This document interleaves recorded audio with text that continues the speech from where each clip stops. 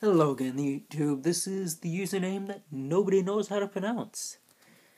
And I had just picked up the new Netrunner expansion pack. Yeah, this isn't Star Wars, or Star Wars X-Wing, I know that. But I picked up the new Netrunner expansion pack right before Christmas. Figured it'd be a good thing to buy. And I really like what I saw, and I figured I might as well show the rest of the Netrunner and YouTube community my thoughts and just what I think is going to be popular and what's not going to be, what I include in my decks, what I don't. So right now, pretty much the first, I've got 4 runner cards and 5 corporation. First card off the bat I think is going to be used way too much.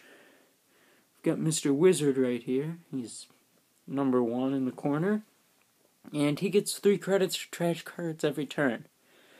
Now, granted, he's not that powerful yet because the Anarchs love to use viruses, but I really think this guy's got a lot of potential. As the game goes on, there's going to be Anarch cards that don't have to do with viruses, but still have to do with the destruction, like maybe pay 4 and you can trash any card you want. It's like a hardware resource, and this guy's going to be pretty good for that. Who knows, just my idea. So, number 1. Next, Anarchs at a console that should actually have been in Shapers. It's another high risk, high reward. Spinal Modem gives you a memory and 2 recurring credits for icebreakers. And only costs 4, so it's pretty much a toolbox, but with less link. Or minus the link. But that link could have been important here because you get a brain damage every time a trace is successful. So you lose a trace, your brain gets fried. And Anarch already has really high link, only increased by some of the cards in this deck, so I don't even know why they put this. Oh, sorry, I meant Shaper has high link increased. I don't even know why they put this in Anarchs. Shaper, you're going to want to splash this for the 2 influence cost down in the bottom into Shaper decks. Now going on to the Shaper cards, they get another decoder, and this is competing with Gordian Blades, so you have to compare it to that. It's a lot cheaper to install at 1 credit, so you can get it out there early in the game and still have time to get through an Enjayma or something. It's got 1 strength, so it's a little bit less. Its strength doesn't stay for the end of the run, but truth be told, I haven't found that useful anyways, but if you have at least 2 memory, or 2 link, the memory cost of this is 0. So, combined with Kate's ability in a pawn shop, you can basically just play it down for free and trash it for 3 credits. So, it can turn to an easy mark in your deck. It allows you to have Magnum Opus up, and Battering Ram, and this, and it's just really useful. It's kind of almost like that card that was spoiled at the beginning of the Genesis cycle, Creeper or something. I think it's the same as this, but it's a Sentry Breaker. And it's going to be interesting to see how, especially with that new Shaper Identity Chaos theory that's revealed, that Shapers are just going to have memory to spare on programs. Final runner card. This is basically an answer to all those Wayland tag and bag decks, which I've been trying to run with 0 success. Plasticrete Carapace costs 3, the exact same as Scorched Earth, and you put 4 counters on it. Each one prevents a meat damage when you take it off. So it's an exact counter for Scorched Earth right now. And it's a hardware, so it can't be trashed. It's not like Crash Space, where if the corporation has a tag on you and they're going to use it, they might as well just trash Crash Space. So this is actually pretty useful in the meta, and it's going to bring stuff back towards scoring agendas, which, luckily, every corporation got a new one, so you can take out those ugly agendas in your deck that you don't like. Identity Haas-bioroid. It's the other new identity that comes in here. All bioroid ice has +1 strength. And that's pretty good if you can have 2-3 bioroid ice on a server, because those are normally already pretty powerful for the res cost. And even if the runner breaks one with clicks, he can't break the second or third one because he only gets 4 a turn, and he spent 1 to go on the run. And compared to the normal Haas-bioroid identity card, which I find this a little weird, but I guess it's good for gameplay, like deck building differences, you can see the difference in the logos. Like the original Haas-bioroid Engineering the Future, its logo is like 2-dimensional, and wherever there's holes in it, like there's a hole in the B and 2 in the H, you've got like little glass tubes coming out in this Haas-bioroid, which is kind of neat. It's certainly a little bit different from what I was expecting, but it's just kind of neat for when you're looking through the identity cards. You try and figure out which one you're going to want to play in which deck. And, okay. So now, 3 out of the 4 agendas I think are absolutely amazing. Jinteki gets the short shaft, again. So, mandatory upgrades. It costs 6 to get through. It only gives you 2 points, but it's basically biotic labor every turn of the game. You get an additional action. So, right now you're the runner, but better, because you have 2 more points than the runner if you get this through early game, and you have the same amount of actions, and you get a card every turn. So, one of these scored early game is a win. It's just, you can economically get through the runner. If you need to switch between using Melange Mining Corporation to get 7 credits every turn, or play down that ice in front of your archives or remote server, or even your hand, you can do both now, and that's pretty useful. So, second agenda, we've got Restructured Data Pool. This is going to be for NBN. It has the same agenda point cost as Priority Requisition, same number of advancement tokens to get through, and Trace 2. If successful, give the runners a tag. That's an action, so you can do that 3 times a turn. Coupled with the core set NBN identity, the runner has no way to hide from tags. If they don't have link, they're gonna have. And if they don't have link, and you do this 3 times, and you use this 3 times, and in the NBN identity, they're gonna have to pay 8 each turn in order to not have any traces. And eventually, that's just gonna catch up with them. They're gonna get rid of the tags, or they're gonna have the tags. Boom, scorched earth.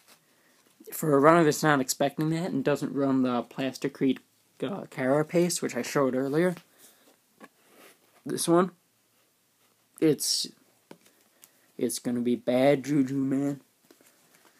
It's not going to be pretty. So now we've got the Wayland agenda that everyone is saying is completely overpowered.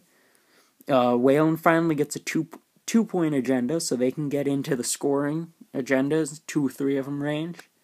It's a 3 advancement, 2 point. But you'll want to advance this further because of research. When you score Project Atlas, you place a token on it for each advancement counter over 3. And the Wayland has a card called Aggressive Negotiations. This is what Aggressive Negotiations' big brother pumped up on steroids and like Barry Bonds would be. Because you get to look at any card, or you get to look for any card at any time without spending an action and without spending a credit. So one of the best uses I've seen for this is the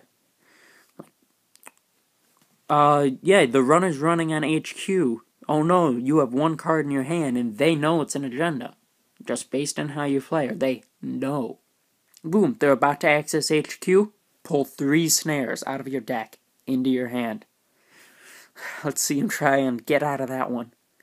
And they're not going to run on your hand or any remote service that you put down for a good while, as long as you have credits, which shouldn't be that hard to come by because you're playing Wayland. They are pretty good at credits right now. Or, I guess, if you've used Precognition, also from Jinteki, kind of funny, but if you used a Precognition on your deck, you put an agenda on the top, use Project Atlas, not only take the agenda off the top into your hand and completely negate their run on R&D, but you shuffle your deck again. Or you could just shuffle the deck and pull a Snare or a Melody Mining Corporation into your hand, but still, it's almost kind of like a last-minute button, so that, nope, you think you're getting that agenda from my central server, but you're really not. The final card, it's an ice that,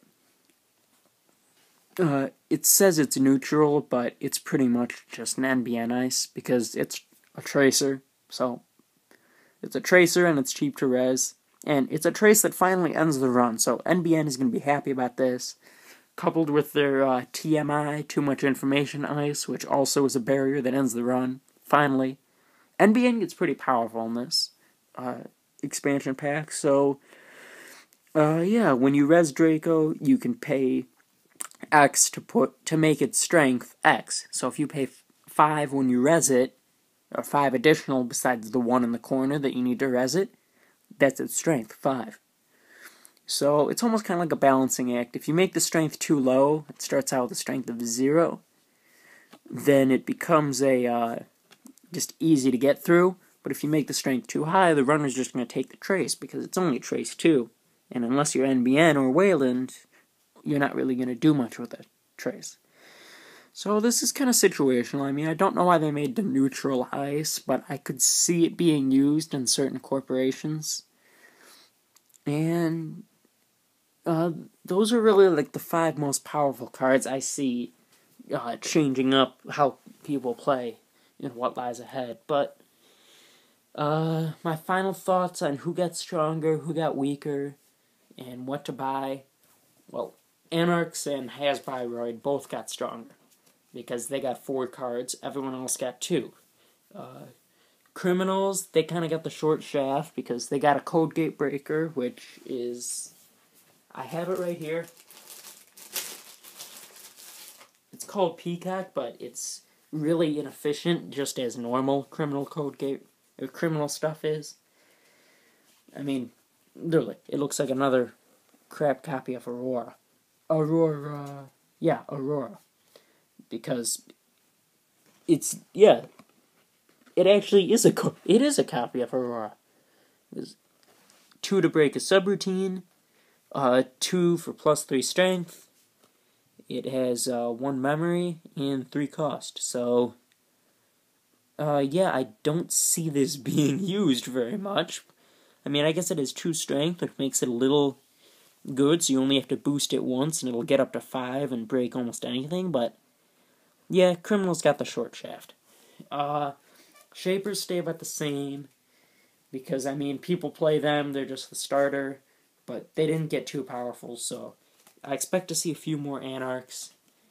Tag and Bag is a corporation strategy. That went down. Plasticrete Carapace is basically just saying, no way, Jose, you are not destroying me with a meteor. The Wayland, even though Tag and Bag went down, they've got the Project Atlas, which allows them to get into the agenda race, and they've got another ice called Catechus. It's a tracer, but it gives them money, so in the games I've played, Wayland has not been scrapped for money. So Wayland is performing pretty powerful. NBN's got restructured data pool. They can trace the runner at will, pretty much. So NBN's gotten better from the core set, but it's hard to get worse. Haas-bioroid gets a little bit worse, just because everything else gets, or the Wayland NBN gets so much better. But, Jinteki got the short shaft. They got an agenda, which is pretty much Akitaro Watanabe, the dude from the core set that's an upgrade, and he didn't do much anyways. And they got a barrier ice that has it's basically Wall of Static with a 1/3 chance to let the runner through. And, well, that's pretty much it. So, if you get, if you also buy when you buy it, you get this little, nice story. I don't want to spoil it for you, but it's like the story of a wizard, how they have it in the core set book, or, in the rule book. So that's also pretty neat to have. So I would definitely recommend buying this. You will certainly be missing out on a bunch of stuff if you don't have it. And, hope to see you guys playing, especially on Octagon. Peace.